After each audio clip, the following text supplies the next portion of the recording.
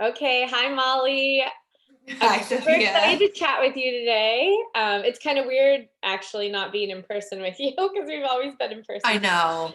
But I know. I'm not that I don't like it. It's just different. yeah, I just always thought that like this view is good because everyone can see our faces versus us sitting next to each other chatting. But yeah, It's so it's true. good to see you. And I just wanted to interview you about your experience. And I'm really excited to share this story just because like you and I met in a very unusual way.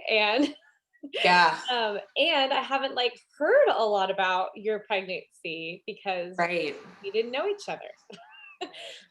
So I just wanted to hear a little bit about it, and you can go as far back as you want, like conception if you want, like was this planned, was this a surprise, like what was pregnancy like for you? Was there anything difficult or things you loved, and how the pandemic kind of played into that? Okay. Hmm. Oh God. Yeah. So you became Um, pregnant. Go. yeah. So I guess I wouldn't say that it wasn't planned because I feel like you're either actively trying not to get pregnant or you're not trying not to get pregnant Yeah. and then you get pregnant. Like how babies So, are made. right. So I've been tracking for about 8 years, like religiously. I knew exactly when I ovulated. I was always super careful around that time. And then we started getting a little lazy. We had the talk, we should be careful or we're going to get pregnant. And then we got pregnant. And I was hysterical and freaking out because it wasn't planned. And my boyfriend just looked at me and said, "Babe, I don't know why you're upset. Like, we actually knew this was going to happen." And he was like super excited and super positive, and I was still terrified. Um, but his reaction made it better. So that was in November of 2019 that I found out I was pregnant. Or no, December 2019 I found out I was pregnant. So right before COVID Right before it got took crazy. over everyone's life. Yeah. And I've always worked with kids my whole life. So I always knew I wanted kids. And every one of my friends has kids. I'm like pretty much the last one to get pregnant. There's a few, but most of my friends have kids. All my cousins have kids. So I've been around babies a lot. And you do not know what pregnancy is like until you're pregnant. It doesn't matter how much experience you have with kids. Pregnancy is nothing like what I everyone mean, tells I can you. agree with you on that. Like, I was a student midwife and had been to hundreds of births by the time I became pregnant, and I was still like, oh my God, I had no idea. Yeah. Yeah. Yeah. And I don't want to be negative at all, but I want to be transparent. And I did not love being pregnant. Um, Me either. I was sick 24/7, pretty much my entire pregnancy, but I didn't throw up. So there was no like relief Yeah. from the sickness. And Like lingering nausea. all day, like sour stomach all day long. I'm a pretty healthy person in the way that I eat, I would say, for the most part. Every once in a while, like I sneak a little fast food, but for the most part, like always, like pretty healthy. And for the first like 3.5 months I was pregnant, I couldn't look at a vegetable or eat meat or any animal product at all. I pretty much ate bagels and cream cheese, pasta, cucumbers, I guess, but cucumbers don't really count. They're like water. And that's all I ate every day. Such a common thing. People are like, I want to start off my pregnancy really healthy. And then they're like, all I want is like comfort foods and like mac and cheese, like Yeah, that's the pasta. only thing I And, can oh, keep down. It's like it's just right. survival mode at that point. You just have to like get food in you somehow. Yeah. And then of course, then I felt really guilty because I wasn't nourishing my baby appropriately. And I didn't know, I had no idea what I wanted to do about birth.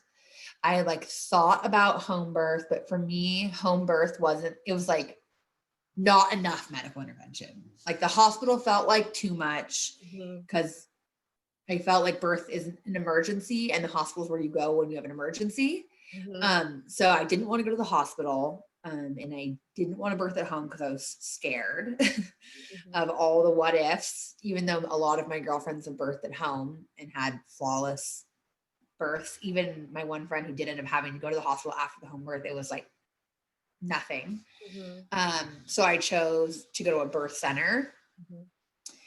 and which is always a little interesting because I'm like a super planner.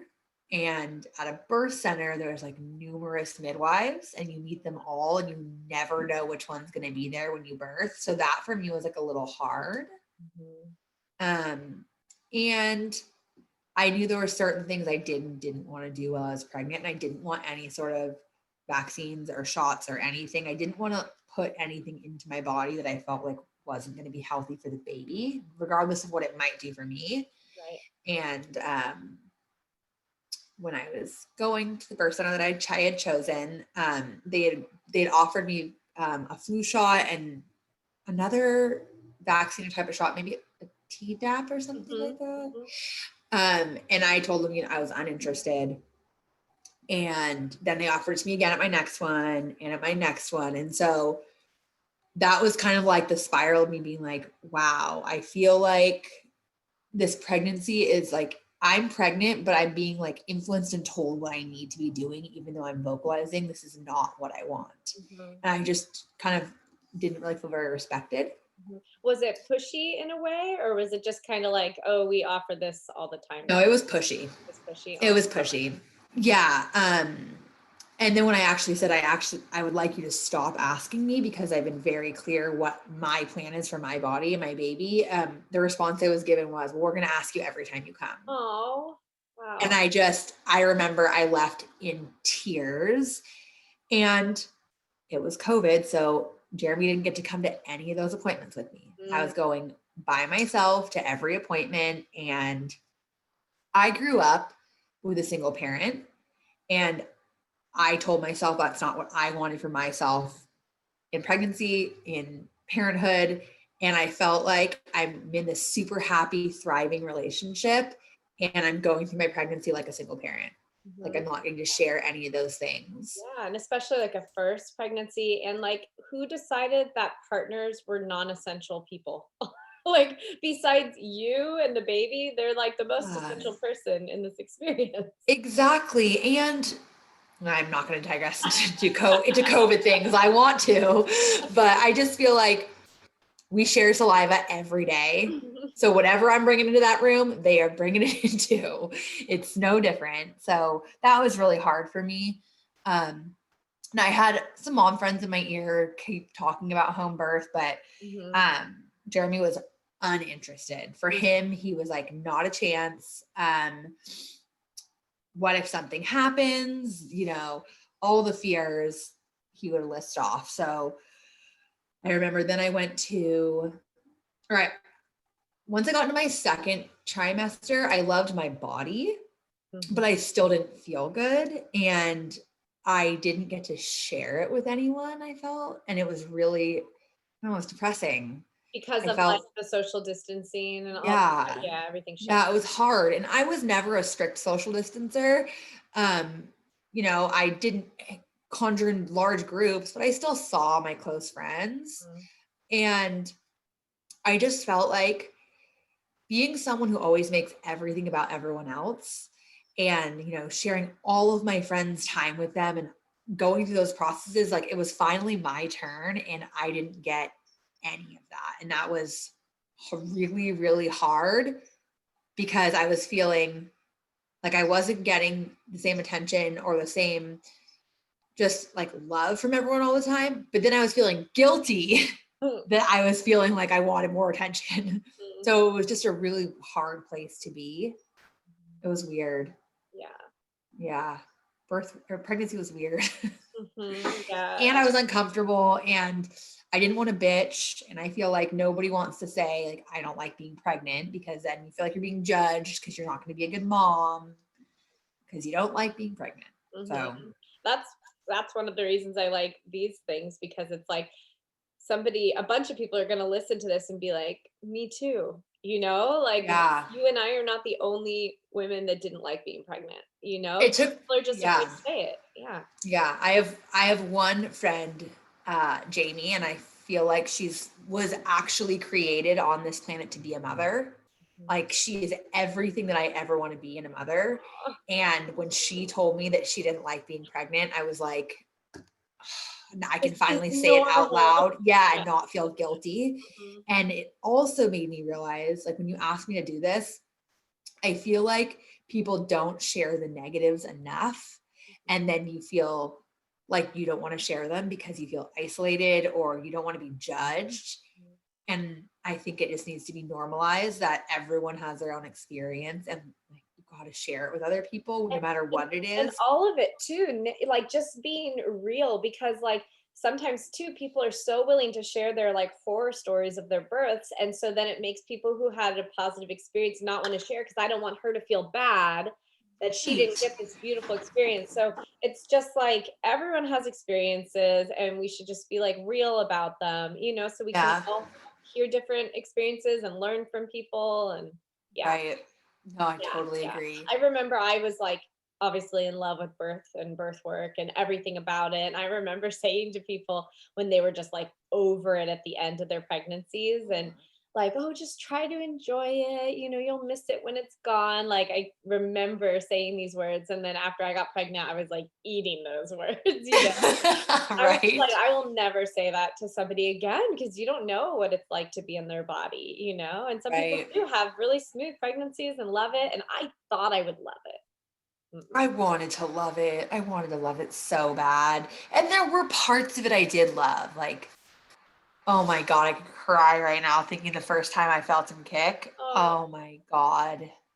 I miss that. That feeling. Oh, I'm gonna cry. oh, oh, where were you when you felt it? Right here at my Ah, desk at work. oh, Yeah. sweet. I remember I was like, oh, I'm having this really weird cramping in my lower pelvic region. And I went to my next appointment the next day and I was explaining it. They're like, that's not cramping. Like, Oh, that was movement. No, it was so amazing. oh, it's so And special. yeah, so I never found out the sex of the baby. Um, like I said, I'm a super planner, and I feel like not knowing the sex of the baby is like the last true surprise you'll ever get in life. I'm actually Especially, surprised because a lot of people, because they're a planner, they have to know. well, right, which is, I go one way or the other. I either have to control every single decision and thing that I do, or I want absolutely nothing planned. Because if I plan like kind of, then I'm like anxious about what I did or didn't plan. So Mhm. either I want no plan. Oh, I'm sorry. You're fine. Either I want no plan or I want everything planned. And Yeah. so I felt like I didn't want to know what the sex of the baby was because I didn't want to start planning out like my baby's life until the baby was here. That I feel like that my pregnancy wouldn't be about the present of like being pregnant. It would be about, okay, what happens after the baby comes, and like, Mhm. are they going to play football or are they going to do this or whatever it was going to be. Like, it was going to be just a spiral of like the future. And I really wanted to like not, even though I didn't love being pregnant, I still wanted to stay present Present, yeah. in my pregnancy. Mhm. That's kind of Yeah. No, I contradictory, but understand it. I understand you. yeah. Um, I was also a zombie my entire pregnancy. I probably slept for like 3 months straight of my entire time. And I remember I'm very fortunate. My boyfriend owns a company that I work at. And so that is probably the only reason why I didn't have a complete mental breakdown while being pregnant because I had flexibility and I didn't have to be at work at a certain time. And so sometimes I would sleep until noon because I was up all night long. Mhm. Um, Raiden was a mover from the second he started moving. And so he would grab a tissue really fast. Yeah, no worries.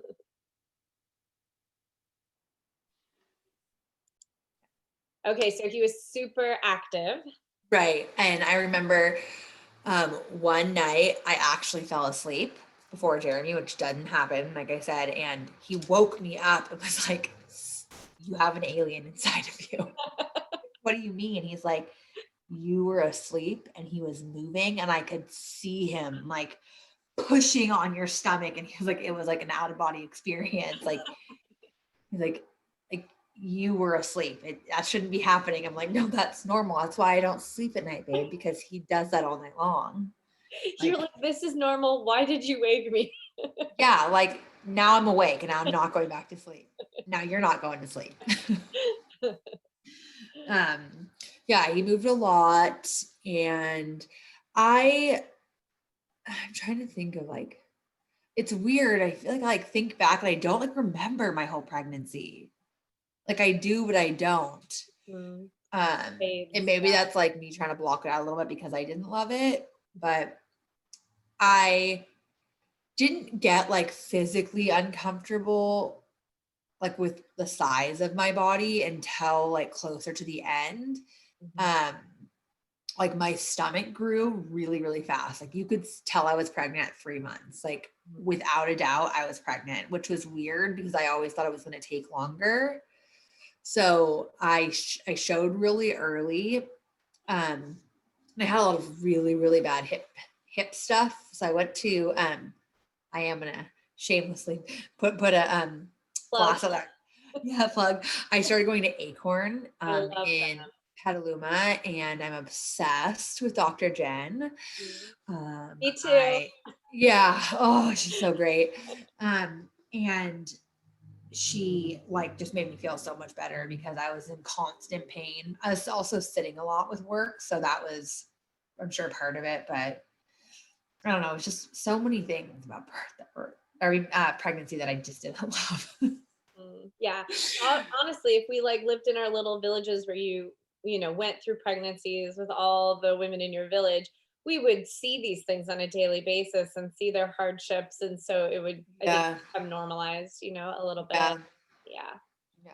Yeah. So I don't want to like be negative and put down the place that I had originally chosen to birth, because I do know other people that birthed there that loved it, but I just did not love my experience. Mhm. There was one midwife that I fell in love with. Uh, And so the way it worked at the birth center that I was going to is they have you go to, or they try to make you go to appointments with all the different midwives. That way you at least meet everyone. So it's not like a total shock if you get one or the other. right. And I had met all of them, and somehow, I don't know if it was like the day that worked best for me for my schedule and the time, I had the same midwife for probably 5 appointments straight, and she was fantastic. She explained everything in detail and made me feel so good about everything and never asked about vaccines or any shots or anything. And so I like was manifesting in my own mind, like she was going to be there when I was going into labor. And she actually had said to me, like, we'll see, maybe I'll just like move my on-call around to be Oh, there. sweet. Yeah. So I remember thinking that I wasn't going to make it to my due date, which I'm sure a lot of women feel that way, because you get to the place where you're like, I can't, like, there's nowhere else. Where's it going to go? I can't go. I can't get any bigger. It's Uh-huh. not physically possible. And I got to that point where I'm like, I don't know where it's going to go. Like, this baby has got to come out.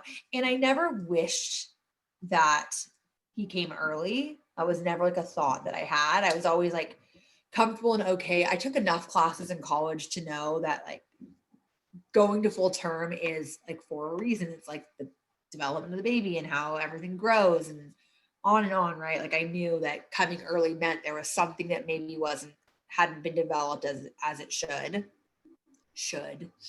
Mm. But I just had this feeling, and I kept saying like, the baby's gonna come on August 16th. Like the baby is coming on August 16th. And when were you due? August 21st. Okay. I was like, he's not gonna come like super early, but he's coming early. I really feel it. And I remember everyone like started guessing. And my friend Jamie, the one who I said was super mom, she texted me the same day that I had told Jeremy and said he's coming on the 16th. And she said, your baby's coming on the 16th, and it's going to be a boy, and he's going to be 8 pounds and 10 ounces. Very And I was like, specific. huh? Very specific. Everyone's placing Right. Very specific, right? And I was like, okay, that's weird, because that's the exact date that I said. And I remember I felt like I was pregnant with a boy for like the very beginning of my pregnancy. And then I had an overwhelming feeling it was a girl. For sure it was a girl. And I think I never really wanted it to be a girl because I didn't have a present mom growing up. And so I have no idea what a mother and daughter relationship looks like. And so I'm like, nope, can't be a girl. Can't happen. No girls. But then I like came to peace with the fact that I was pregnant with a girl for sure. And I was like planning all the things I was going to do with my daughter, which is ironic. Right. So The whole reason you didn't find out was to avoid that. was to avoid that. And then there I was doing it, right? Like stopping myself from buying anything that was girl related because I don't want to jinx it. But I feel like I'm like going off on a tangent right now. Oh no, this is great. Yeah. You were talking about like you were sure you were gonna go early on the 16th and So there was one thing that I knew when I was having a baby shower. I was going to have an in-person shower and I was going to invite every friend that I wanted to be there from whatever walk of life that I had. And I was 100% comfortable with not one person saying they could come or with everyone showing up. And that might've been like an irresponsible thing to do based on the climate, but I just felt like I was not willing to sacrifice that. Like that was the one day that was going to be about me and I was going to make sure it happened. And I think I ended up inviting like 50 people. And how many showed? 21. Nice. Yeah. And you know, anyone who wanted to wear a mask wore a mask, anyone who didn't. And it was like super comfortable and we did it outside and, you know, there was an option for being plenty socially distanced if you wanted to or not. And that for me was a moment where I was like, wow, like I am so loved. It is COVID times and I have 21 people who showed up for this shower. Even some of my friends' moms who hadn't seen anyone during all of it because of their age and their fears around COVID. And that was really special. I just got chills up my It was amazing. I mean, I'm really lucky to have a lot of very supportive and beautiful and smart and funny girlfriends. And they're all, I agree with that just based on your experience. Yeah. And they're all also extremely talented in their own way. And I couldn't have imagined in the best scenario possible, let alone what like the climate that we were in, how beautiful my shower was. I mean, it was so great. So that was really special. Yeah, it was really, really, really special. And where our house is under construction, so my entire pregnancy, I lived in a construction zone, but I had for like a year before that too, so it was normal. But Jeremy was like, well, I'm not going to leave during your shower. Like, I'm not going to be at your shower, but I'm going to be inside working on the house. Like, I'm not going to go anywhere. And just the way that my friends were like, I don't know. I didn't want a co-ed shower. I knew that, but like the way that I still like made him come be like a little part of it for like a little bit was like so sweet. And I don't know, it was just a really special day. So that, yeah, I don't like any photos of myself from the shower, but I loved everything else about it. Experience, yeah. So as I started getting closer, I remember the midwives at each appointment would tell me that I needed to write a birth plan. And I don't know why I was so resistant to writing a birth plan because like I said, I am a planner, but like I wouldn't do it. And then I come to the next appointment and they'd say, do you have your birth plan? I'm like, no birth plan.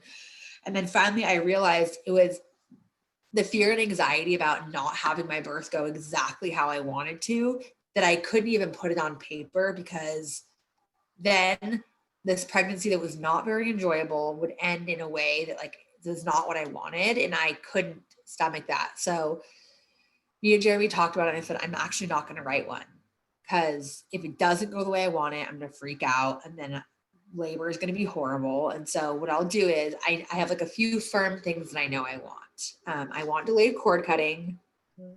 I want this ridiculous spa music that's got no string instruments in it, only wind instruments. Because it makes me feel calm. And I want dim lights because I don't really like bright lights. And I want like lavender or mint in the diffuser. Peppermint, not spearmint. Other than that, like, I know I'm very specific. This is my point. If I would have really written one out, it would have gone out of control. So that was all I said. I mean, other than that, like I didn't want to think about what if I went to the hospital, because Mhm. I felt like then I was going to end up at the hospital. So I just didn't put anything into it. And except for, I don't want any meds. Mhm. I was very, very firm that I didn't want that. I don't even really know why. It's not even like I had done so much research about what it did to the baby or anything like that. I just knew I didn't want it. Mhm. I think I watched this video when I was younger of this woman giving birth, like in like the middle of like the Sahara Desert or something. Like she just like was in like a squatting pee position and just like birthed her own baby. Mhm. And I'm like, okay, women have been giving birth for like thousands of years without anything. Mhm. Like nothing against anyone that wants meds, but I can do it. And I want to prove to myself like that I can do it. And so that's what I'm going to do. So Mhm. that was really my only like hospital thing, is like just make sure that I don't get anything. And Right. once again, so I had two friends that I knew that I was going to have one or the other, and I didn't want to make a choice. And I told them that, like, I don't know which one of you it's going to be the night Well, of. so I'll I was call. gonna ask, like, your partner couldn't come with you to appointments, but what was Right. the birth situation? Like, could you have people join you? Okay. Right. So there came a point, like, I want to say in like June, where he got to start coming to my appointments. Okay, cool. Um, yeah, it was, I think it was like when everything in the county kind of reopened, like outdoor dining and all those things reopened. That's when they started letting him come to my appointments. So like he didn't get to come to my, what's that first like really big appointment that you go to? The anatomy scan. Oh, yeah, yeah. Yeah. So our, oh, that day was horrible. Ugh, they wouldn't let him come and I was hysterical. And one of my girlfriends just said, listen, just FaceTime him. Like FaceTime him from the appointment, then you can see him. And I remember I was like, oh, put me at ease. And I walked into the appointment, and mind you, it wasn't at the birth center I had chosen. It's like an outsourced. It was at Sutter, and I have no issue calling that out because it was a bigger hospital. Yeah. And it was, not like a small thing, but and they were like, I pulled my phone out and I was like dialing him, so excited to get it up. And she's like, what are you doing? Like, I'm gonna FaceTime my boyfriend so he can like at least see it. And she's like, no. They wouldn't let you FaceTime? And I said, I'm sorry, what? What do you mean no? And she's like, it's against Sutter policy. What? I like started tearing up. Oh my And I was like, I'm god. sorry, I can't have him on the phone. And she's like, no, because what if it's bad news? I'm like, no, literally, what if it's bad news and I want him on the phone? Right. He's the one person I The want. one person. Oh And my. she said, well, it's like liability or something if you haven't recorded. I was like, well, I'm not trying to record it, but regardless, it's my pregnancy, it's my baby, and it's my good or bad news to share with whoever I want. So I started crying, and she said, why are you crying? I was like, oh, God, I hate you. So immediately I hated every second of that experience until she started going over everything with the baby. And I will tell you, I have realized that I will give up bedside manner for somebody who is like completely knowledgeable in what they're talking about, because she was so thorough with what she was doing during the anatomy. Like I asked 1 million questions. What's that? What's that? What is that color? And Mhm. she explained everything in such detail, like took the time. Like she obviously had zero people skills, but was like very smart. And in that moment, I was just okay with it. Like I Yeah. didn't need you to be my friend. I wanted you to tell me that my baby was typically developing like inside. Like that's all I wanted to know. And that's what those appointments I feel like are for. And so it ended up being okay because she was so thorough with everything. Mm. It still sucked to Yeah. cry and Yeah. be told why are you crying. But so there was my like second not great experience, right? With like some sort of like hospital or medical professional like space. There should be a rule that if anyone on your, birth team makes you cry, then they're just out. I totally agree. And I just kept thinking to myself, okay, what about women whose husbands are on a union job and they get stuck going super far away from home, or they're in the military and they can't be there, or whatever it is, like even without COVID, there's plenty of reasons why people cannot be at appointments like that. Mm-hmm.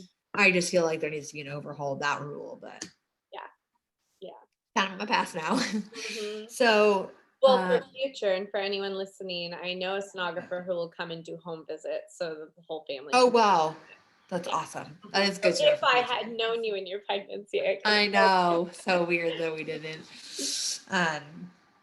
So after that, I got more so pregnant. I was asking, like, what were they telling you? Like, could you bring people with you to birth? Could you have a friend? And right. So what they first it was only one person, like I was thinking, then around June. One person meaning like your partner, probably. Well, they say it could be anyone. Yeah. You know, and but not like a person and him. Right. And like I told him, like, babe, I love you, but I don't know if you'll be the one that's gonna be there. Because it's sad to even think you'd have to choose. It is. However, I don't have any family that lives in Sonoma County, even though I was born and raised here. Everyone's moved away except for me. And so any like blood family, I don't have, like, my mom doesn't live here or my sister or any of that. So that wasn't like a worry that I'd have to like choose one of them. Or that they wouldn't have been able to be here anyways, just based on everything that was going on. And so I love my partner and he's super supportive, but he has a queasy stomach and he's super easy to like be grossed out by stuff. And not that birth is gross, but for some people who've never been, he never held a baby or really been around kids or anything like that. He even said, like, I don't know if I'm the one that you want to be there because I don't know if I can handle it. And I'm like, I'm going to need someone that's like going to be there. So we had honestly talked about, like, when it came time to, like, babe, you might not be the one. And he was like completely fine with that. But then they changed it to 2. So I picked 2 friends and told them, like, the night I go into labor, I'm going to call one of you and that's just going to be how it is. And so we prepared for that to be the situation. And as it got closer, I started getting nervous. I'm like, are they going to get their feelings hurt if I choose one over the other? And it was like this whole other process for me because I'm a people pleaser and hate letting anyone down. So even though it was like my birth and my experience, I'm like worried about other people's feelings. So can you pause it for a second? I have a really runny nose. No worries. So I was worried about who I was going to choose or what was going to happen. And I don't know, that never really went away. Luckily, I ended up having to choose. But as I got closer to my due date, well, I had to take these Zoom like birthing classes at the birth center that I chose. They're like requirement for like insurance purposes or something like that. And I mean, Zoom is not like really enjoyable for anyone, I don't think. And so to have to like be in a Zoom birth class where everyone's trying to ask questions at one time and the screen's like, there's like 50 women on the screen. It's like going from one to the other. And it's like, oh, it was just so bizarre. And I never like paid attention to really listen to any of it because I was so checked out. And I had those murder chickens at my house. I'm sure you remember. Murder roosters at my house were like, I was always watching my back for a chicken. It was just an experience, that whole thing. And I didn't pay attention enough. And then I started getting really anxious as I got closer to my due date because I'm like, I don't actually know what I'm looking for. Like, I don't know what the signs are. And we really didn't talk about it in any of my appointments. We just talked about it in those classes and I didn't pay attention. So I wasn't really sure. And I remember I think it was like the first week of August, I had an appointment and I got to the point in my pregnancy where they made me get on the scale every time I went to an appointment. And that was hard for me. I did not want that. I gained a significant amount of weight during my pregnancy, over 60 pounds. And that was, I don't know. You start off your appointment by looking at a scale and being like, oh, there I go again, back up. So I remember I got on the scale and I would like turn around so I don't have to look at it. And I went into the room and I'm like all upset. And then I started asking questions and they're like, well, it was in your Zoom class. Like, you're right, it was. And I clearly didn't pay attention. So can you tell me again? And so they were telling me, and I remember thinking, I really hope that this midwife is not on call when I go into labor because she's not very friendly. I don't feel connected to her. And I really I don't even want her in the room. And so I left that appointment and I don't remember the date of that. And I remember being at work the next week and I felt really crampy and weird all week. And it hurt pretty bad, but I didn't really have Braxton Hicks, I don't think I did during my pregnancy. So I didn't really know what was going on. And I remember telling Jeremy, I'm like, oh, I'm like really, really crampy. And he was like, babe, I think it's happening. I'm like, no, it's not. Like, it's got to hurt worse than this. And it was a Friday and I couldn't even sit down at work all day. I was like in so much pain. It was August 14th. And I was like, God, man, it really hurts. So I got home from work, or I was like, you know what? I'm going to leave work early because I want to wash my hair and take a really good shower. Cause I don't know. I feel like something could be happening. I don't know when the next time I'll be able to wash my hair is. And I already only wash my hair twice a week. So to do it now. So I remember I went home and I took a shower and I washed my hair. And then I got out of the shower and I'm like, no, this, I think I'm in labor. And I called Jamie and she was like, all right, download this. Oh no, I called my friend Megan and she was like, okay, download this app. And it's like a contraction tracker. So you don't have to worry about if you track it from the beginning or the end, you just hit the button every time a contraction starts and you hit the button again when it's over. And I don't remember exactly. You're gonna have to correct me here because now it's gone. As long as they're every 3 minutes or less. What is it supposed to be? Yeah, well, once you get to every 4 minutes, then usually it tells you to go to your place of birth. Yeah. So it was contractions lasting longer than a minute, happening every 3 minutes for an hour. So I started tracking. Call it the 411 or some people. Thank you. Yeah. 511. Yeah. Mm-hmm. Yeah. So at the birth center I was going to, they called it 311. 311. And from the second I started tracking at 8:30, it was already at 311. And I'm like, there is no way. That is, unless my contractions have been so bad all day, I didn't realize I'm in active labor right now. And this is bizarre. So I'm just going to clear it and do it again. And I remember by 10 o'clock, I'm like, no, I'm in labor. Mm-hmm. So I called the midwife on call and she was like, hi, well, I'm actually at the hospital right now at another birth. Mm-hmm. So like I said, I'm a people pleaser. So I'm immediately feeling guilty that I'm interrupting somebody else's experience from my own. And I just feel it was inappropriate. She never should have told me that. She just should have said, yep, we'll be there. Come meet us. Because now it's in my head too that someone had to transfer and exactly that. She's like, I'll call someone else to come meet you. And I'm like, God, here we go. I'm feeling guilty that I'm inconveniencing someone's day with my birth. So I go and we get there. Well, first of all, from 8 to 10:30, the level or the pace at which my contractions escalated in painfulness was out of control.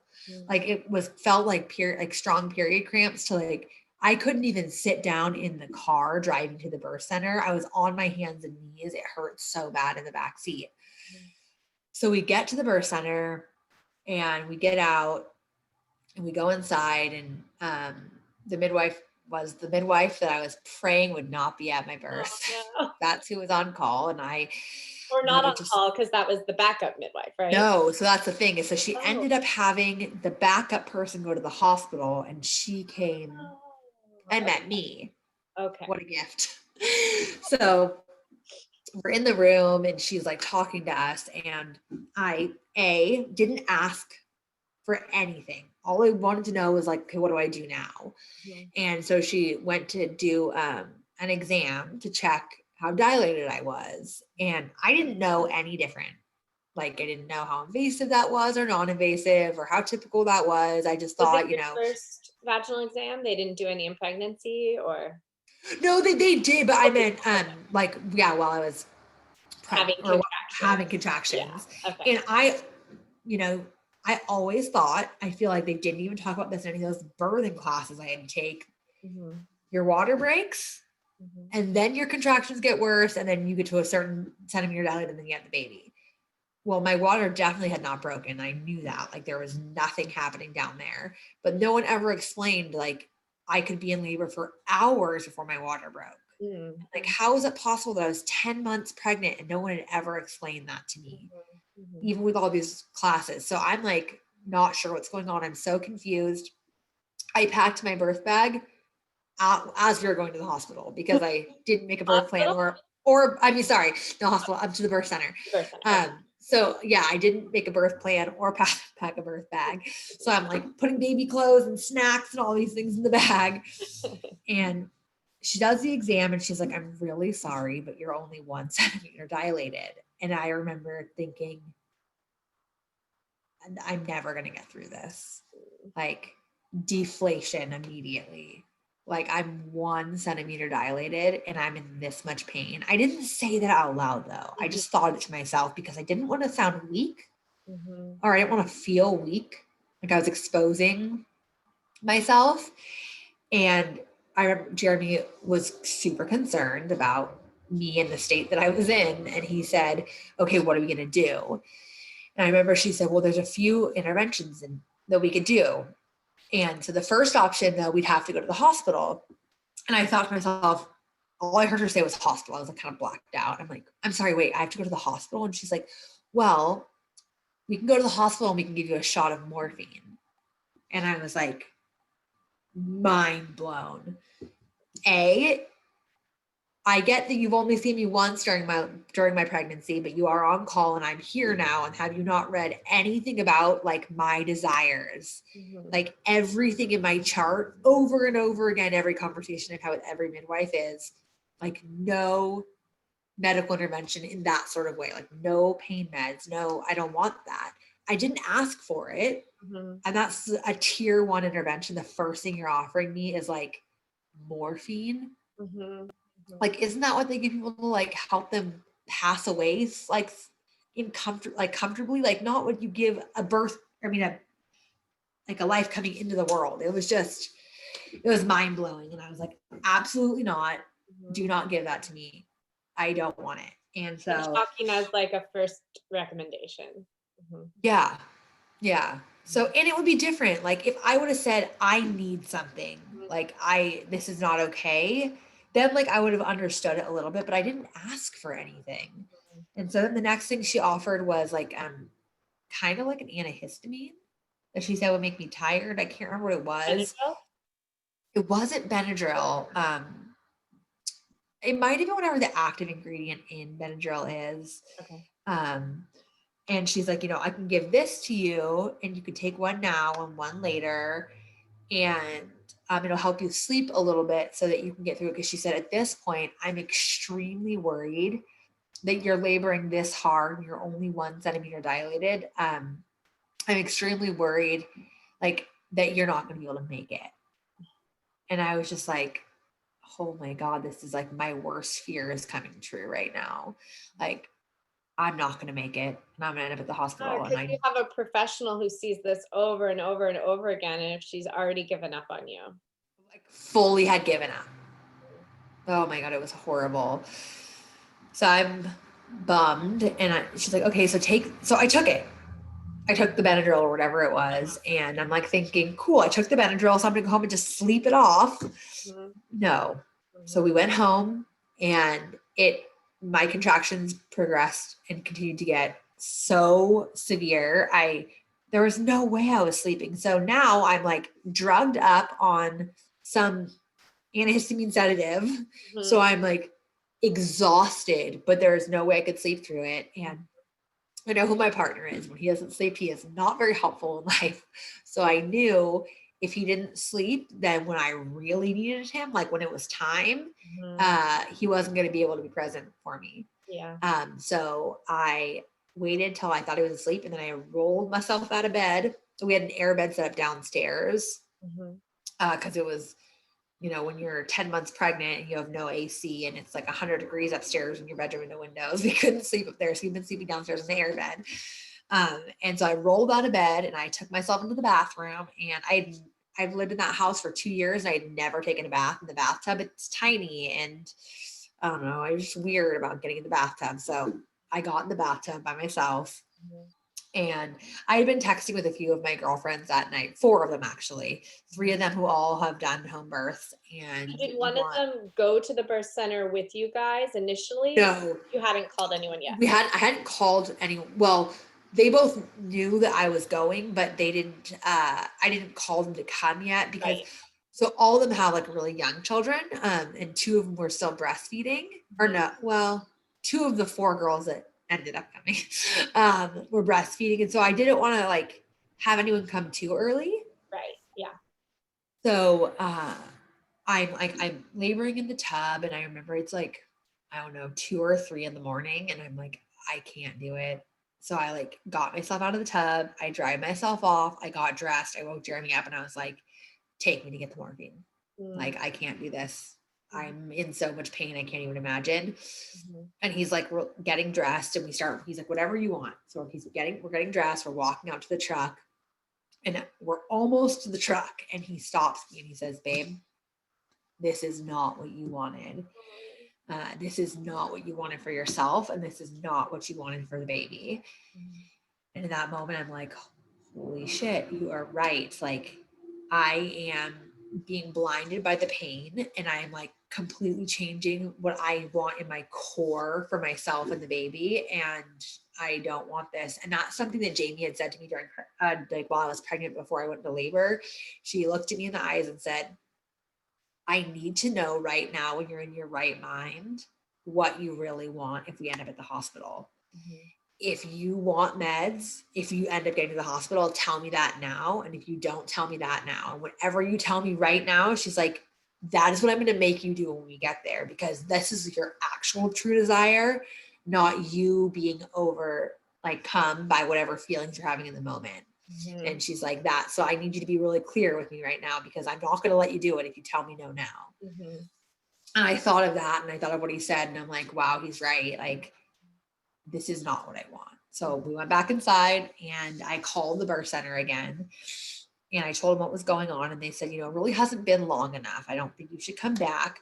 You can if you want to. And 2 things will happen. Either you'll come back and we'll check you again, which I knew I did not want to get checked again, because when they checked me the first time, that pain getting my cervix checked was like, oh my God, they're like pushing on your stomach while they shove their hand up there, and like they don't warn you what they're going to do. It was nothing that I wanted to experience again. So she's like, you can stay in the tub. Mind you, I didn't really know like what I was looking for at that point, because I had already met all the check boxes Right. that I needed to. You're Like like, I'd I should already, already be there, and that didn't work. right. So I'm like, no, because if I go there again and you send me home, like I'm just gonna quit. I'm not gonna have the baby, because it's not gonna happen.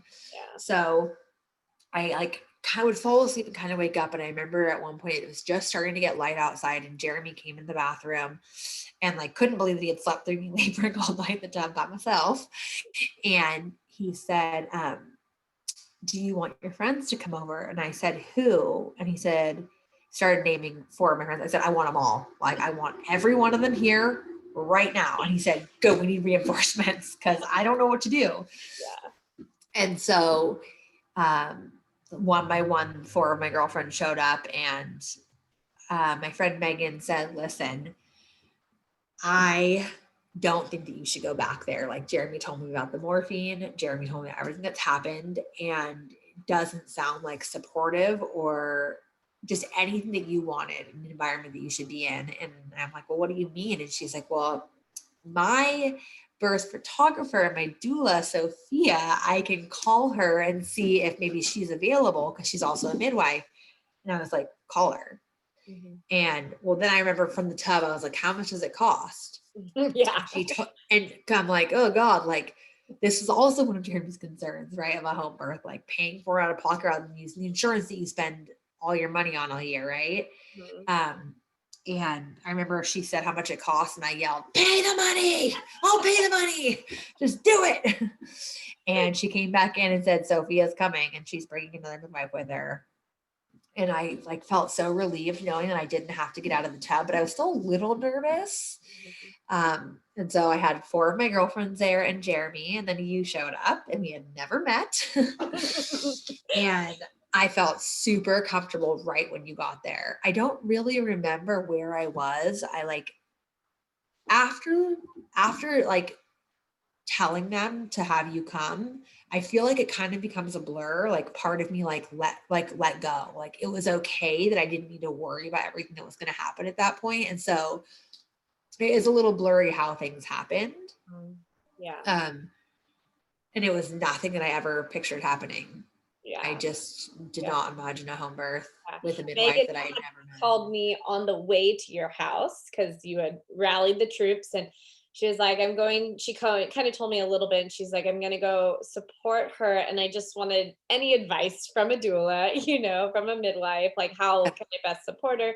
And so I was just giving her little tips. And then I had said, I'm just home all day with my family. Just if she would like some, support until she figures out her plan, whether she's going to the hospital, birth center, whatever, like, let me know. I can come listen to the baby or whatever she needs, until she figures it out. And then the next phone call I got was, how much for a home birth or a test or something? I was like, oh, okay, wait, because I had never met you or anything. And I sat with it for a minute and I was like, okay, but I know Megan and this is a dear friend of hers. And I was like, okay, yeah, I think I could do this. Like, cause I had never just been like called like that to a birth.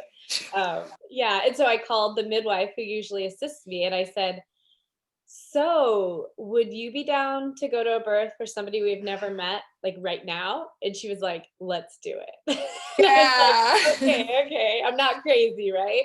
Right. Yeah. No. And I feel like that was kind of everyone's response. It was crazy. Like I remember listening because me and my friends schemed and we're like, okay, who's going to talk to Jeremy? He's not going to be happy about this, right? We're like Megan, it's got to be Megan because she's kind of a hard ass, but she can she'll say it in an important way. And so I remember him saying like, whatever she wants, like that's what we're going to do.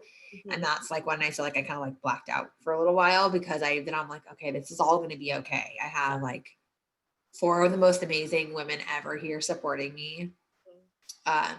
And like everything's going to be okay. I remember then you came and then the other midwife came. I remember like, then you guys got me a birth tub and I'm like laboring on my airbed and Morgan walks in and I'm like, that's funny. Here I am, no pants on, just spread eagle. She was delivering the tub. She was delivering the tub and I'm like, and we went to high school together. You played sports with my sister. This was so weird. But it was just like everything it needed to be in my weird under construction house, like the birth tub being set up in my son's, well, I didn't know them, but like my future son's room. Do you remember like what Megan did in labor for you? Like do you have a memory of that or? So I'm on the airbed and I'm like, is it a vacuum? Is a vacuum running right now? And I'm like looking around my house and my friend Megan is vacuuming my stairs. She's Windexing the window. She's like, we cannot have a baby coming in here like this. My house was a disaster. She is cleaning every inch of my whole house. Seriously. And I'm not sure how many hours into labor when everyone decided they were hungry and wanted to order delivery. And I'm on all 4s on the airbed. And I don't remember, maybe you can help me out if my head was facing the slider or my behind was facing the slider.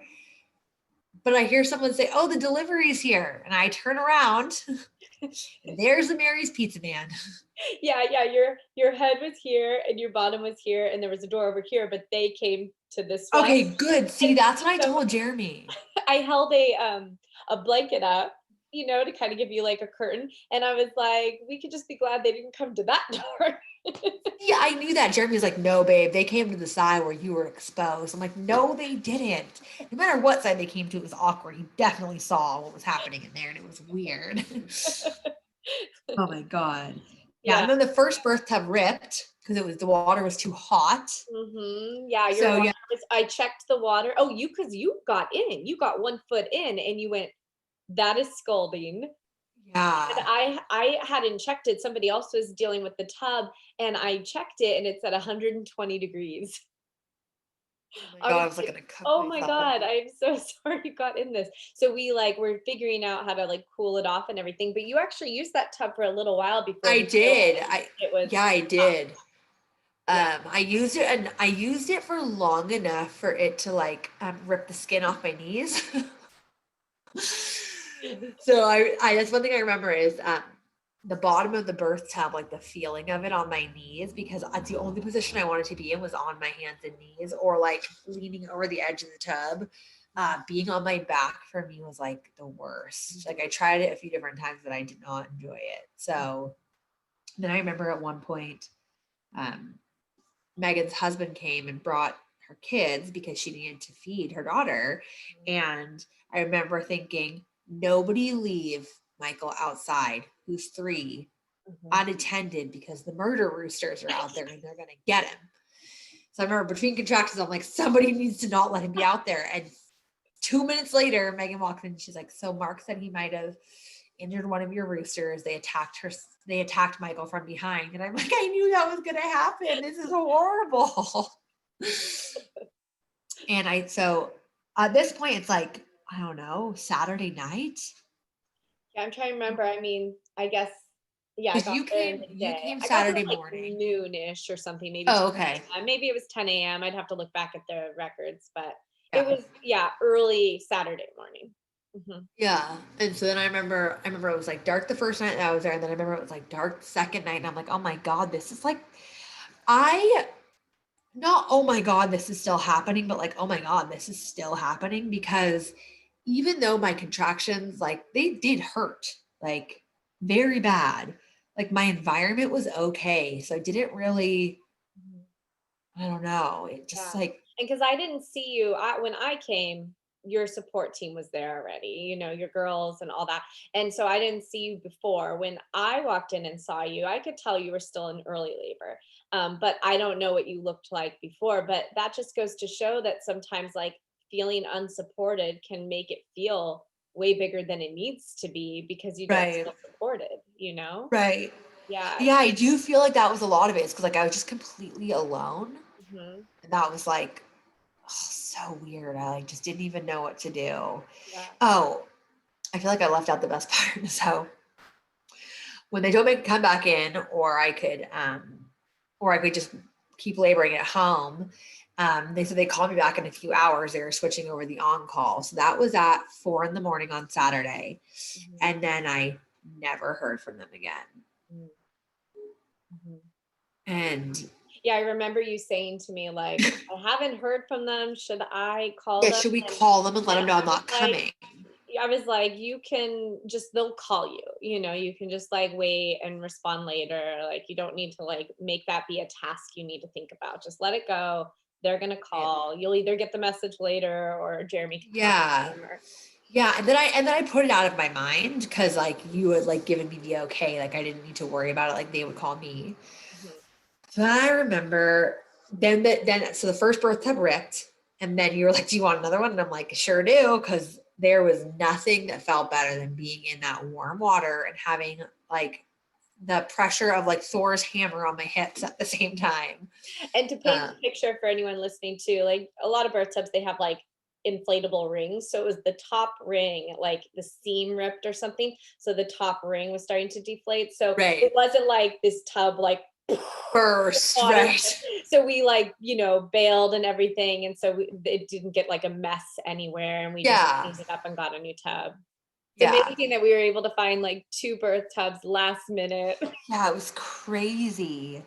Yeah, then the next birth tub came, and I remember I was so relieved to get in it, and I got in it, and I was in there for a while, and I remember you or the other midwife like were like upstairs sleeping in our bedroom or something because we had been there for I don't know forever, I do and you remember. were you were upstairs sleeping. Well, at some point Saturday, like before night happened, I do remember you saying something to me when you were in the tub. I can't remember which tub. Like I feel like I might need to push. Like, can I push? Is this okay? And I just kind of told you, like, listen to your body and notice the difference between wanting to push or like I can't not push, because sometimes our brain can be like, wanting to because there's so much pressure down there. But like if it really isn't your body kicking in, I remember you toyed with pushing. You were pushing for a little So, bit. yeah, so that was on Sunday. That was on Sunday morning. And this Wasn't is he born why Sunday morning? he was, but that was Sunday morning. It Okay. was, so that was after, okay. So you were sleeping upstairs, and I remember the other midwife was like, okay, you need to change an environment. Like you're stagnant at this point. And usually I don't want to tell people what to do, but I feel like there needs to be some kind of a change because what we're doing is like, it's not progressing it. Not that it's a bad thing. Like, let's just try something different. I'm like, okay. And she's like, let's go outside. And I'm like, okay. And I live on a 10-acre ranch. Like there's lots of like, there's no neighbors. There's all the freedom you want. So I remember I was only wearing a sports bra and I just like put a blanket around myself or something and brought a pillow. And I was outside leaning over the picnic table. And at this point, it's like 3 or 4 in the morning on Sunday, August 16th. Okay. And I'm leaning over the picnic table. And all of a sudden, I hear and see the largest crash of lightning you can ever see across the entire sky. And for anyone who doesn't remember, August 16th is the night that California lit on fire. Yeah, the lightning complex fire. Yeah, that was actually my son coming into the world. He's a baby X-Men. He was bringing the lightning. The lightning was striking across the sky, and I was like, what?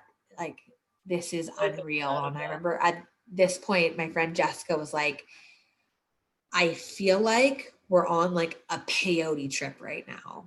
Like, it's like dim in the house, and it's like a tropical, like thunder and lightning rainstorm. It's hot outside, like the air is blowing. Windy. Yeah, so windy. Like everyone's exhausted, but I'm not really sure what's going on. No one's really sleeping, but it's still like enjoyable. So we were outside for a little longer. And then I was like, okay, I thought to myself that I wanted to push. And so that's when I got in the tub. And that's when I think you and the other midwife switched. And I asked you, like, can I push? I think I asked you if I could push. That's when you said, well, do you want to? Or do you actually feel like you need to? Because there is a difference and you will know. And I was like, okay, sure, I will. So I like pushed a little. I was like, no, not what am I doing? That is not okay. And I would say like maybe an hour or two later, I got this like overwhelming feeling that I had to push. It wasn't a want. It was like my body needed me to. And I pushed through like one contraction, then through the next one, and I felt the pop, and that was when my water broke. And I kept, even in that moment, I thought, Jesus, my water just broke. I've been in labor for like 34 hours. And it wasn't until that moment. And I remember you like looked in the water or something and said like you saw like some tissue or something. And you're like, yeah, that was your water breaking. And Yeah, I don't remember how many hours. Brain was kind of coming out. Yeah. Yeah. I don't remember how many hours I pushed for. 3 or 4. 3. I could actually look it up. I'm gonna pause real quick.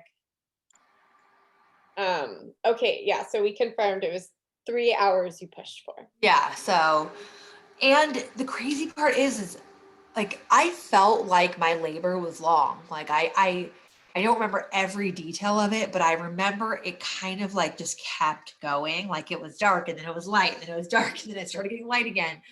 But once I started pushing, it didn't feel like it was a long time, and it hurt, but it wasn't.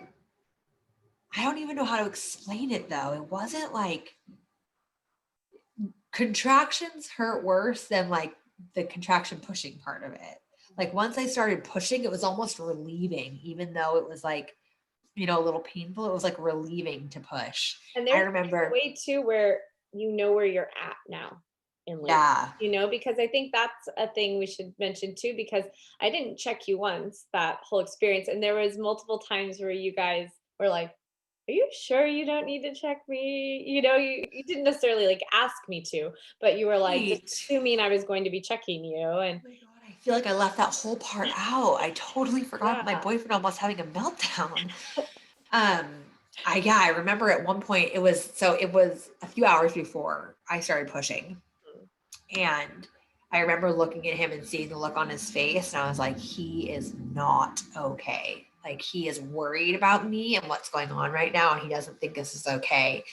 And even though I felt like it was a really long time that it was happening, I knew it was okay because you weren't doing anything. As bad as that might sound, like I knew if something wasn't okay, you would have been like in there doing stuff more. But like, other than like every 30 minutes, you checking my blood pressure and checking the baby's heartbeat, which would have been happening at the hospital Yeah. too. Yeah, Like, we check baby every 30 minutes and we check all your vitals every 4 hours. And then if there's any oh, weird thing, then we check more often. But there was yeah, never a weird thing. right. But because you were doing that for me, that was enough to know I was okay. Like I said, and yeah, it felt like okay. But I remember seeing his face and knowing that he wasn't okay. And then he said, okay, I'm going to go outside. And I remember like taking care of others. So sitting up, and I was like, somebody needs to go check on him. Like he's not okay. And you went out there. I don't know if you want to share what you guys talked about out there, but I'm Yeah, totally I had comfortable with kind of like given him some time. I wanted him to like, because he left to be alone. So I gave him a little bit, and then I went out there and was just kind of like, "Hey, nice to meet you." Like we haven't Yeah, really had a chance to like get to know each other and like answer any questions you might have. We've just been like with you the whole time, right. supporting you, and this is not your plan, so we just kind of like chatted, and I basically compared your experience to running a marathon and our experience as like being your support people on the sidelines. And if this is something you had planned for 9-10 months and you wanted people cheering you on, and we're standing there going like, you look exhausted, and like giving you all these reasons to quit at the moment you need us to like keep going, that wouldn't be supportive. And that like when you finally cross the finish line and know that you did it, like just how like life changing that is. And yeah, he was like, quiet for a while. He asked some questions and then he was quiet, and he was like, this is going to change who she is as a person. And like I could tell when he said that, I was like, okay, he's good, like he gets this. Yeah. You said something else to me you left out is you said, um, there is going to come a point where she feels like she cannot go any further. And then she's going to need to go a little further. Mhm. And he said it reminded him of the monks when he did a solar job at a Buddhist monastery up in I think Cazadero or something, and how the monks go out like complete isolation and like they go out until they're like completely broken down and feel like they can't go any further, and then they have to go a little further and then they're done. And I remember you came back in the room and you were just you and you were like, well, your boyfriend just compared you to Buddha. And I was like, okay, it's gonna be Yes, okay. I remember that. And you sent him to bed. You told him, you can't take care of her if you can't take care of yourself. So you sent him to bed. Mhm. And then we went back to the whole pushing thing. And when I felt like I needed to push, I remember one of my girlfriends kept telling me like, stop screaming. And that was like the first time I like heard your voice intervene in birth. And you were like, stop telling her what to do. Like, let her just do what she needs to do. Yeah, I think you had a friend who was, when you were pushing, was telling you, breathe through it, and I could tell that you were actively, without instruction, holding your breath and pushing, like your body was just doing that. And so I just kind of reminded everyone in the room, like, to let you listen to your body and not to do any coaching and just use encouraging words like, you can do this, you're doing great. Right. And Yeah. when you said that, that was like really relieving for me because I remember I was actually getting really pissed off at her. I was like, I'm trying my best right now. Like, I'm trying not to scream. I know if I tense up and scream, I'm going to tear. Like, I already know that. And like, you reminding me that in this moment is not helpful. Mhm. Like, and Yeah, so I when you remember said, you saying like, I'm trying not to, and yeah, I don't know how. And I was like, yeah, let's just be quiet and let her listen to her body. Her body will just do it. and I think at that point we're listening to Tracy Chapman and I was like feeling it. And I actually woke up that night because normally our rule is if birth's not about to happen around midnight, then my assistant and I, we start spelling each other, and we do every couple hours, we switch off, so somebody's always well rested. But I didn't even sleep my full 2 hours because the wind was so strong that night. It So blew strong. off the like screen in your In bedroom my upstairs. bedroom. And I was like, and it was not thunder and lightning when I went to bed. So I woke up and I was like, what is happening outside? The car Yeah. alarms were going off because of the booms. Like it Yeah, was it was like insane. just like purple lightning across the sky. Oh, It was so cool. magical. Yeah, I was like, Yeah. wow, the world is like roaring this baby in with you. Yeah. Yeah, Yeah. and a big reason, I mean, I rarely ever check moms anyways, but specifically, I really didn't want to check you because of one, your experience being checked and feeling totally defeated, and also that we hadn't had a lot of time to like communicate prenatally and talk about like things, and I just felt like I don't want to give her any news that could be discouraging, and unless there's like unless she's about to make a decision and that can be like really good information to decide if she's going to the hospital or not, like Yeah. what's the point? It doesn't tell us when the baby's coming. Like, let's just Right. keep going. Yeah. Yeah. Yeah. Yeah. And then I remember I was pushing and I started feeling like this pressure on my pelvis. I don't Mhm. even know if it's what I don't even know. Is that the bottom of your pelvis? Like the opening? But your perineum. Yeah. And I like started feeling pressure and I'm like, okay, I think the baby's and I remember just like feeling up there. And I'm like, it like felt like it possibly could have been hair, but it was like a weird texture. And I remember saying, like, I think I feel his head. I think I feel a head. Mhm. And didn't really know what to do. And then I felt this horrible burning as I'm pushing. And it wasn't the same. It was like stretchy burning. Mhm. And I'm like, it's happening. And I remember being like, oh my God, his head's out. What do I do? And you said, well, what do you want to do? And I just reached down there and just pulled him out. And it was so cool. It was not what I ever would have imagined. It was crazy. And I remember just like holding him and looking around the room. And it was like everything that I never knew that I needed for myself for birth. Like it was 4 of my best friends.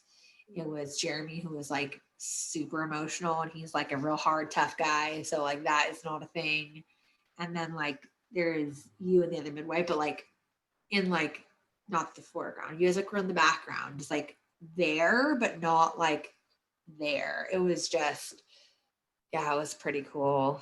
It was amazing. Yeah. Oh my God. It was a little extra special too, like just like the whole storyline and not knowing you or how it's all gonna go. And yeah, as soon as it happened and he started bawling, I remember I just started bawling. It was like, yeah. Yeah, it was crazy. And I remember like I was okay that everyone was in there, but I remember thinking about for him, like, okay. Because the whole time I feel like I just was constantly worried about all of you guys too, like making sure everyone was okay. Like I remember like someone was cooking something in the kitchen and I was like, it's in like the 4th drawer down. Yeah, yeah. Yes. Like everyone's like, why is she doing that? And I'm like, oh yeah, the toilet paper's over there. Uh-huh. Uh-huh. And I remember thinking after Raiden came out, that Jeremy is going to want a moment, but he's not going to ask for it. And like, I just need to like say something because no one else is going to even think about it. Everyone's just like in the moment. And so I was like, can we get a minute?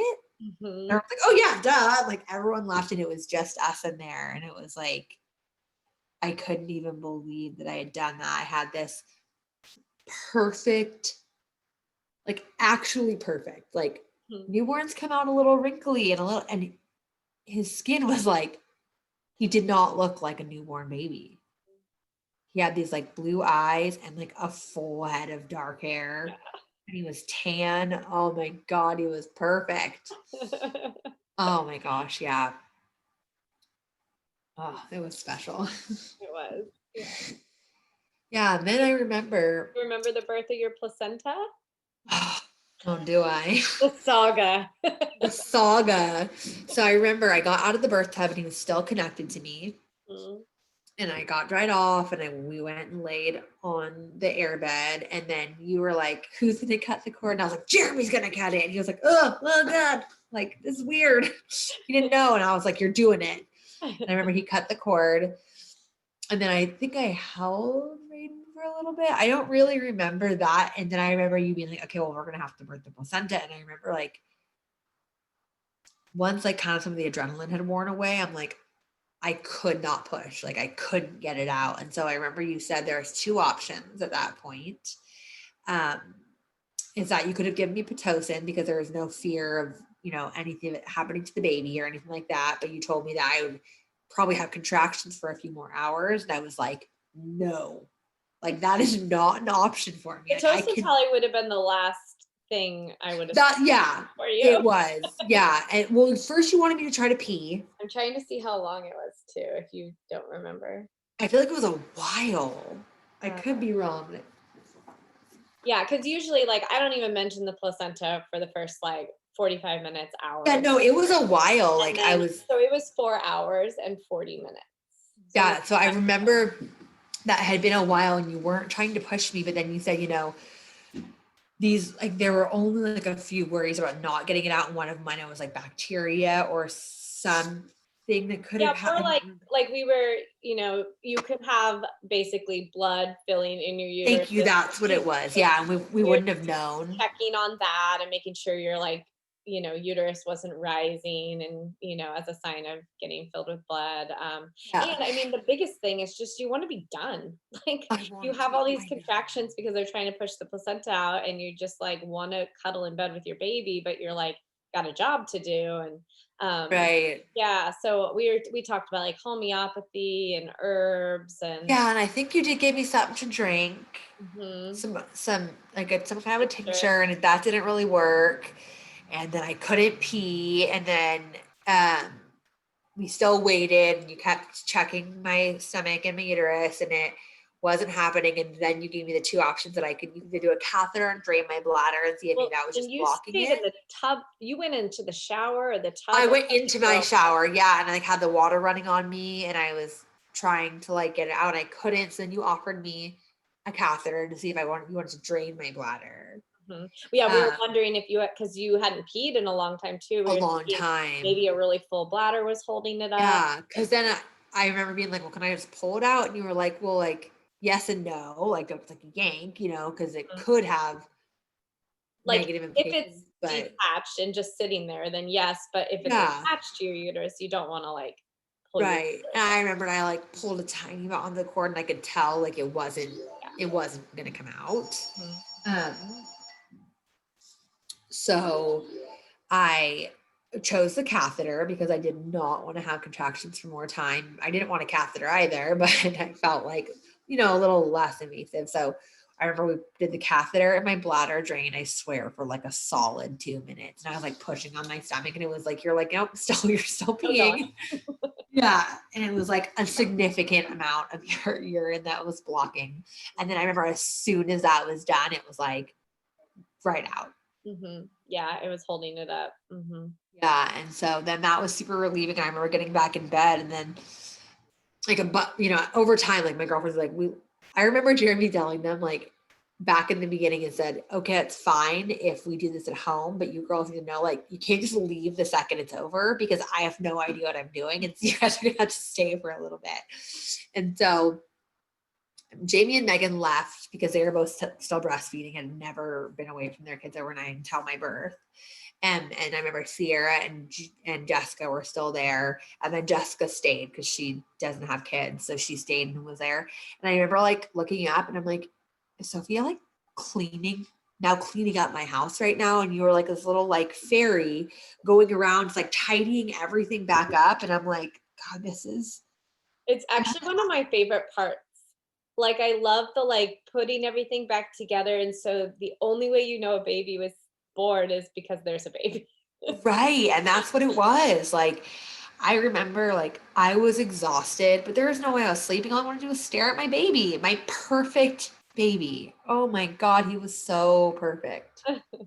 That's not just me. I feel like I have lots of people have told me that. Yeah. And then I remember thinking, wait, there's always like a next day appointment. I don't have to leave my house to have the baby get checked. Like you were like, okay, well, I'm going to be back tomorrow. And I was like, yes. And And then you came back the next day, and then you came back at like day 3. And then, oh my God, you came back so many times. And it was like, and then like, that's what I would look forward to, is like you coming back and checking on us and like hanging out. Yeah. I loved my birth so I much. loved your birth. Every minute of not being comfortable during pregnancy and not loving being pregnant was like completely washed away by like the most perfect birth experience I ever could have imagined, ever. Mm-hmm. Yeah, I love my birth. Yeah, me too. What about like extended postpartum? Was there anything that, stood out for you or that was hard, or how was breastfeeding? How was like your body healing? How did all that go? Um, yeah, postpartum is also something that people do not talk enough about and do not share enough about, like how hard it is. Mhm. And like, no matter how hard labor could ever be, like the weeks after that are so much harder. Mhm. um, I remember like I just felt like my body wasn't mine. Like I was just like this walking milk machine for my child, and like I had no identity anymore. And that was really, really hard because like I loved him and I wanted to nourish him, and I felt super fortunate that I am like a actual milk cow and produce so much breast milk still 5 months later, but it's kind of shocking. Mhm. Um, and I feel really lucky and fortunate for that. But at the same time, it was like daunting. Like my milk coming in, my God, my boobs hurt so bad. Um, and Raiden just wanted to nurse 24/7. And I just felt it was rough. Mhm. I didn't sleep. And he spit up like crazy all the time. And I remember, I think it wasn't until maybe like 6 weeks old that that I like shared with you like what was going on for him, like all of the symptoms. I like listed them all off, and you were like, that's like every symptom of baby reflux possible. And so with like he didn't sleep. Like my child did not sleep. Team no nap. He was awake all day. He was awake all night. Um, There's that active baby in the womb you were talking about. yeah, exactly. And it was really, really, really tough because everyone's there for you when you very first have a baby, and then everyone disappears. And like it's like forgotten about. And that's something I think is really important for anyone to know who is gonna support a mom, is like stagger the support. Like everyone being there in the beginning. I remember I was like overwhelmed by my meal train. I had so much food and I was wasting it and feeding it to my dog, and I felt horrible because I couldn't eat it all fast enough. And then after 9 days, there was nothing. Mhm. I'm like, this is Mhm. awful. Yeah. It's almost like you're on a trip and then all of a sudden then you crash. Yeah. Yeah. And It's one reason that I've extended my postpartum for like the first year postpartum, because sometimes those visits are all people are getting, especially during COVID right now. I count down the days till my next visit with you. I remember when I found out that after you came every month and you weren't coming in until 6, I was like, Rain, hurry up and grow faster. Like, for 6 months, Sophia needs to come back. Like, missing 2 months in a row is too much. Like, we look forward to those visits. So, and something that I didn't do, but I wish that I would have, was have a postpartum doula, and I will definitely do that with my next baby. I'm sure like that wasn't shared with me because I didn't have you for prenatal care, and so it wasn't obviously anything that Because was we talked I have about. I we have a whole thing where we have a postpartum plan we fill out, where we That talk about postpartum and, consider all the options. And if you are uh, gonna hire someone, like interview now and know who it would be. And, yeah, because we spend so much time planning for one moment, the birth, which could be right. a day or a couple days, but then postpartum, you're in it for the rest of your life.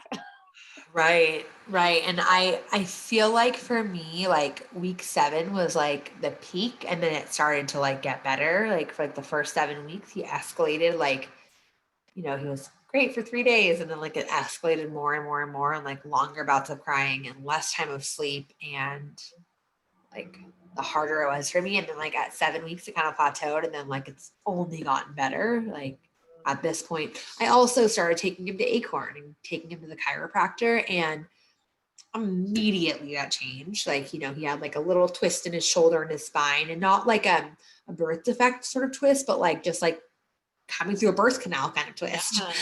And after I was taking him there twice a week in the beginning, and he started sleeping, and it was just amazing. So I would say overall, like postpartum care, like I could have done a better job of like being more educated on it and having more help.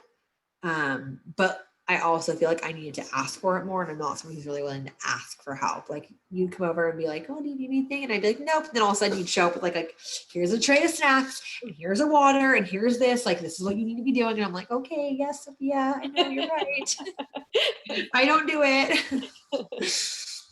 Yeah. So yeah, I feel like now I'm at 5 months, and it feels like I'm so far removed from birth.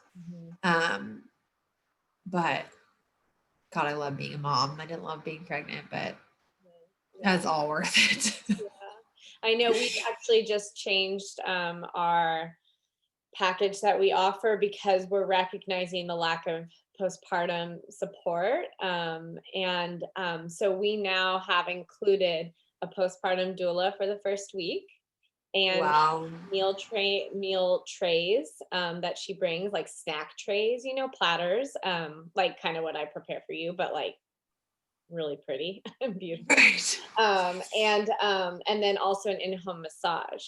And the whole point of that is that we want that, because all those things can be seen as luxury, but we want it to be seen as just bare bones. Like, no, Yeah. that's just like the bare minimum to like get through those first couple weeks, you know, like have somebody loving on your body and have somebody there who can support you with, you know, the baby and food, you know, and then if you want to, it makes it easier too to like continue that, you know, like to have the doula come more often, you know, when versus having to like reach out and interview just feels like so much work, you know, but now you already have a relationship with someone, you can just continue it longer if it's working great. I think that is the most amazing thing I've ever heard. Yeah. I think like being comfortable, like being able to take care of I remember thinking one day, someone's like, "You need to take care of yourself. Like you need to take a shower." And I'm like, "Oh, except bathing regularly isn't self-care. That's like a normal hygiene function that everyone should get to do." So like my break, so I got to go take a shower by myself, like what a what a crock of shit. When people are like, "Oh, I got to go shopping alone," it's like, okay, but that isn't self-care. Like That's not self-care. Like, I'm sorry, but pooping on the toilet without having the baby strapped to the front of me is not self-care. Like, that's a normal function of life that you should get on without anyone telling you to do it. Yeah. I think that postpartum care is like the most important thing that I think out of everything, even more than like birth and what I didn't know, that postpartum care is important. Critical. Yeah. Most other countries, they'll, you know, have you know, a year's worth of maternity pay and like postpartum support included, you know? Yeah. It's nuts. Yeah. Well, thank you for sharing your You're welcome. story. I love hearing it from your perspective because I have it in my head. Yeah. Yeah. I know. I love hearing my birth story coming from other people that were at my birth. I feel like it's so much cooler. You're like, it's less fuzzy. But then again, like I had this memory of when my memory of when you started like toying with the idea of pushing and then actually pushing, I felt like they were so much farther spaced than they were. Yeah. So everybody's experience is a little blurred over time. And the reality is it probably wasn't when you think it was, and it probably also wasn't when I think it That's was. true. It's Probably somewhere in the middle. In my notes though. I probably have it. Yeah. Exactly. Okay, thank you so much. You're welcome. Bye. Bye.